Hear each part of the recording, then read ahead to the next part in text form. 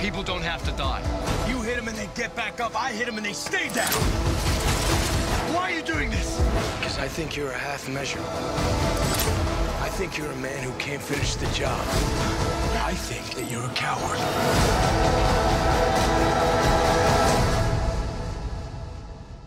You know, you're one bad day away from being me.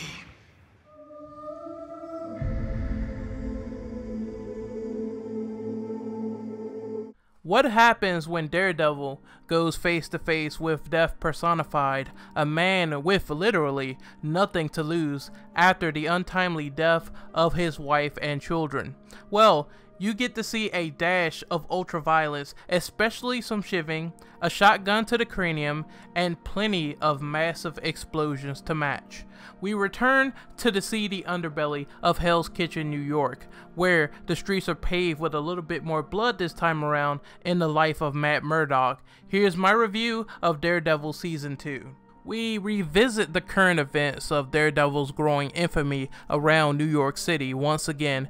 Wilson Fisk is put behind bars, so that leaves sort of a power vacuum in play that leaves crime for the taking, but the devil of Hell's Kitchen seems to be embracing his newfound persona.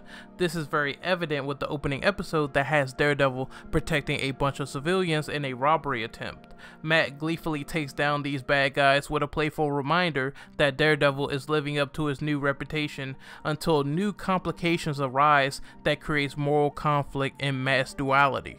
A new iconic player begins to hit the scene, known as the Punisher, and unlike Daredevil, who might send a bad guy to the hospital with a few broken ribs and a couple of busted dentures, the Punisher is radically different, as in, he usually sends a bad guy on a one-way trip to the morgue. He's an expert, a military-trained tactician who begins his bloody war against the Kitchen Irish, the Dogs of Hell, and the Mexican cartel. This is an attempt to uncover the bloody conspiracy behind his family being murdered in Central Park. Jon Bernthal was literally born to play the Punisher. He just sells the audience on the gritty black and white nature of Frank Castle. You can just tell he's a broken man from the outset who really wanted to put things right, who really wanted to do the right thing with protecting his family, but that one fatal shooting pushed him over the edge. I like how the show really turns its head on its characterizations, and it shows its tipping scales of moral ambiguity between Daredevil and the Punisher. You'll see a stark contrast between the two as they handle criminals differently, and you really find this evident from the outset that the justice system has failed Frank Castle and they are trying to exterminate him. You'll also see a comparison with him and Matt Murdock, aka Daredevil, because you will also see that they are literally cut from the same cloth when you really think about it. Frank Castle was a Catholic once in his life, and so is Matt Murdock, ironically. So I like the fact that the show conveyed that the Punisher and Daredevil, while they do think differently, they both have a strong compassion to fight for what's right. Eventually we get to a midway point of the season when the obvious quarrel between Daredevil and the Punisher reaches a crash course. This crash course ironically ends up with the Kitchen Irish being decimated in a tag team between the pair.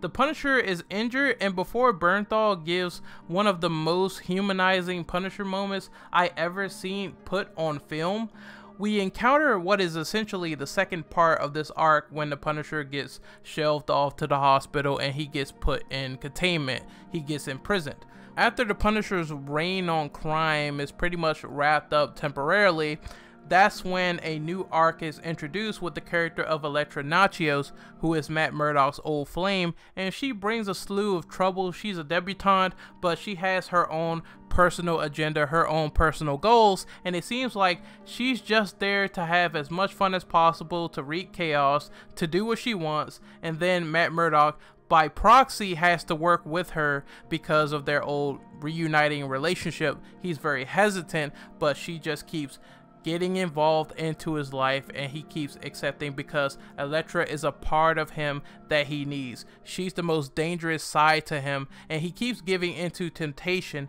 as we go more and more into the second arc, and it really changes perspectives on what we think about Daredevil just slightly, but you can understand why, and I like how it was done. When it comes to the second part of this arc, however, it did drag a little bit, but I'll get into that later on as we go further into the review. Once again, this is the part where Elektra comes in, but also the Hand, this mysterious, shady society that does things behind the scenes under the back alley, the seedy underbelly of New York. While I do like the fact that the Elektra character did bring out more dangerous temptation within Matt Murdock, this is where season 2 falters just a little bit. It dips a tad in quality, and it becomes a little bit disjointed with the Elektra arc. I mean, for every cool set piece where you go back into the past and you discover more about Matt Murdock's persona and how she tied up Roscoe Sweeney and he was exacting a bit of his revenge, but she wanted him to kill Roscoe Sweeney, you know, tit for tat, an eye for an eye for killing Matt Murdock's dad.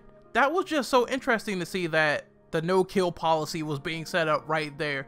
But compare that to something as bland and uninspiring as Matt and Elektra infiltrating a ballroom hostess ceremony and trying to get a ledger from the Hand.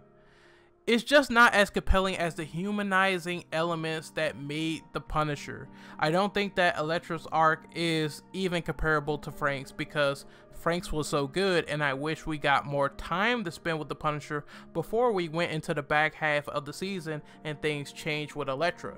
It didn't feel like a true transition to me. Believe me, people, as much as I harp on Daredevil season 2 with the Elektra stuff, that's still a masterclass in comparison to the pacing of Iron Fist season 1. I will say Daredevil season 2 at least still tried to interweave some interesting things involved. The turmoil of Matt's life spiraling out of control is still pretty interesting at its core. I believe the People vs. Frank Castle case was a loss for all parties involved, but it did lead to some awesome jailhouse chaos when we get to the Punisher taking out Dutton's goons.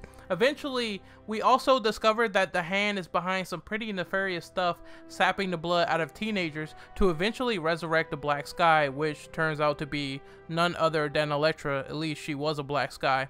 Thanks to my man Nobu there for stealing Bullseye's job, killing Elektra, and setting up the preceding elements for her resurrection.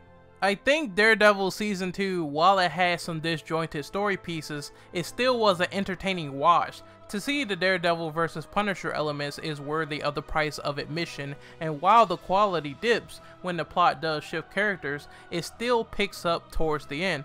I also like that the main points of conflict are introduced sooner than later with the antagonist, whereas Kingpin, it takes a while to get introduced to Wilson Fisk compared to Punisher in this season. It makes it feel like there's more of a threat there that's obvious outside of Wilson Fisk just being some faceless boogeyman for about 8 or 9 episodes. You don't have to worry about waiting for the antagonistic threat when it comes to Daredevil season 2. Hell, the Punisher even has a rooftop showdown with Daredevil in the opening first episode.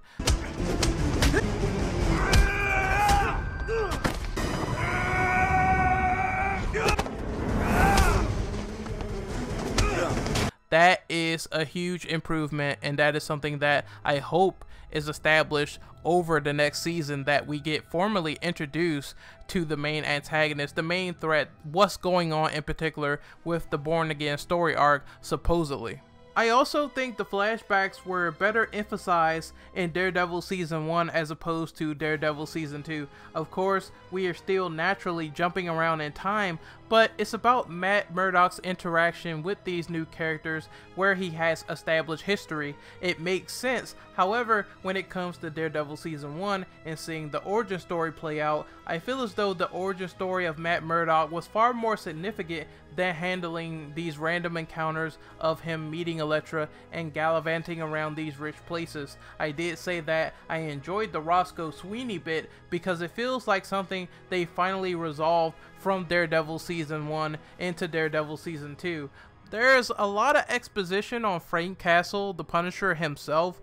I saw this exposition with them talking about his origins, how he came to be, the kill order that was put on Frank Castle when they said do not resuscitate this man after his family was killed at this carousel ride, the conspiracy behind it. I know the Punisher has his own Netflix show, but maybe they could have detailed a little bit more about what was the circumstances behind this kill order visually, instead of dumping exposition of people around Frank Castle. They could have put maybe like 30 minutes on this show. This entire series has been like 13 episodes, so I'm sure they could have squeezed in a little bit more backstory on other characters as well outside of Matt and Elektra, but the Punisher has his own show.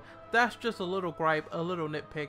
We're going to get into the meat of the topic here, and that is the fight choreography. The fight scenes are incredible. I loved every fight in Daredevil Season 2. Blows connect, elbows are shoved into people's jaw, people are viciously cut and bruised, and the Punisher, he fights with an extra bit of finality compared to Matt Murdock's philosophy of beating people down like a rare steak. There's a little bit more of an issue with jump cutting this time around from scene to scene, and I saw it most prevalent in the scene with the hallway fight in Daredevil Season 2. Granted, it's not really a deal breaker, but I think it should have been handled a little bit more better. I think there should have been more one-shot camera angles to show the fatigue in fighting compared to the last season, Daredevil Season 1, where we saw Cutman, where there was that one continuous hallway shot, that one continuous take. I think that was pretty good. It doesn't really match up to the requirements, the standards of the first season having that hallway fight, but there still is that blissful carnage presented here, and it's enough to whet the appetite of anyone who loves Daredevil brawling. Now is the time to wrap this bad boy up. While ultimately I think that Daredevil Season 2 is still highly enjoyable, it's marred with a little bit more issues compared to the first season. Despite the very slow burn of the origin story of the first season, it's still a more concise addition to the mythos they're setting up here as Matt Murdock gears for another round with a confirmed Season 3. The new cast of characters still feel very grounded in this world of New York. A cause and effect is happening around them due to the fear of the Punisher's chaos and reign on the criminal underworld, and that's one element I did thoroughly love alongside the beat for beat acting. While the slight jump cuts and camera angles and some of the plotting backstories and disjointed second half are problems, they weren't too excruciating to get through in the long run compared to something like, once again, Iron Fist. Oh boy, well, time to rate this sucker. I give Daredevil Season 2 a letter grade of a B. That's my review over with Daredevil Season 2. I hope you guys enjoyed it. I know I said I was sick. I still am sick, but I decided to power through and make this video. I have about 6 or 7 scripts laying around, and I guess my New Year's resolution is going to be, hey, let's finally do videos on all this shit that I wrote like 5 months ago. So yeah. I hope you guys thoroughly enjoyed this review, and once again, if you have a disagreement, if you have a comment, an agreement, if you have something to say, then comment below and let me know what you think in the comment box. I will see you guys later. Peace.